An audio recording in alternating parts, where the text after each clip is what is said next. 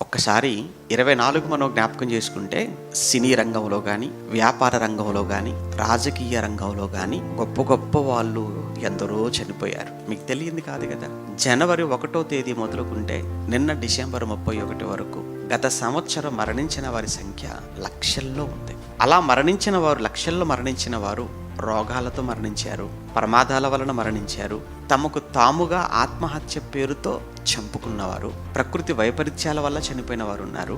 ఇలా 2024వ సంవత్సరం కొన్ని లక్షల మంది ప్రాణాలు పోగొట్టుకుని ఉంటే 2025వ సంవత్సరం వరకు మనం వచ్చామంటే, ఈ సంవత్సరాన్ని మన కళ్ళతో మనం చూడగలిగాము అంటే, మనమంతా ఈరోజు దేవుని సన్నిధిలో కూర్చొని మనం దేవునికి కృతజ్ఞత చెబుతూ దేవుని స్తుతించగలుగుతున్నాము అని అంటే, దేవుడు వారికి ఇవ్వని 25 నీకు ఇచ్చాడు అంటే, వారికి లేని 2025వ సంవత్సరం మనకు వచ్చింది అని అంటే, ఇది మనం కష్టపడితే వచ్చింది ఏం కాదు, మనం అనుకుంటే వచ్చింది కాదు.